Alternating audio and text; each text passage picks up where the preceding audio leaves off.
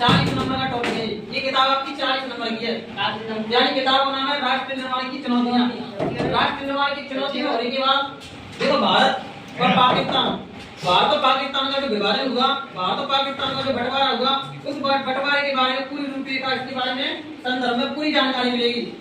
तो भारत और पाकिस्तान का बंटवारा करने के लिए जो भारत और पाकिस्तान का बंटवारा होता है, तो उसमें राष्ट्र निर्माण के समक्ष 3 चुनौतियां आई। क्या चुनौती? 3 चुनौती।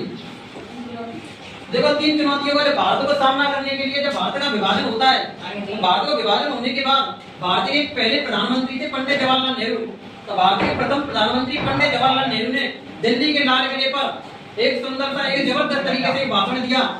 उस भाषण का नाम है भारत के भविष्य के प्रतिशत। तो होने के बाद यानी पंडित जवाहरलाल नेहरू ने लाल किले पर यानी झंडा फहराने के बाद बाकी पूरे देश की जनता को क्या है वो तो घोषणा करी। वो तो घोषणा के बाद फिर भारत में जब विभाजन हो रहा था, भारत की 3 चुनौतियां सामने आई।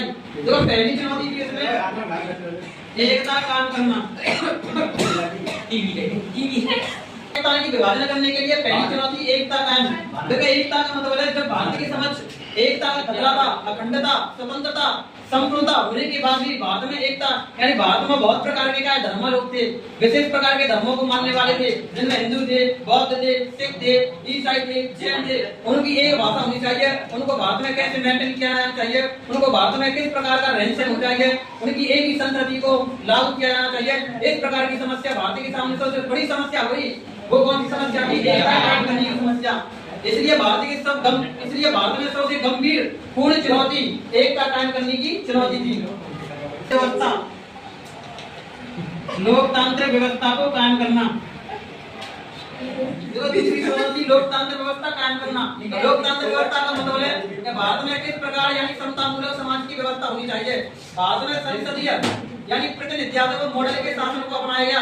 फिर भारतीय जो राजनेता थे, हमारे देश के जो बड़े-बड़े विद्वान नेता थे, उन नेताओं के समक्ष एक ही खतरा मंडरा रहा था कि भारत में लोकतंत्र यानी लोकतंत्र किस तरीके से चलाया जाए। अगर लोकतंत्र सही ढंग से चलेगा तो भारतीय जो शासन पद्धति है, भारत का संचालन स्वरूप है, वो सही तरीका से चल सके।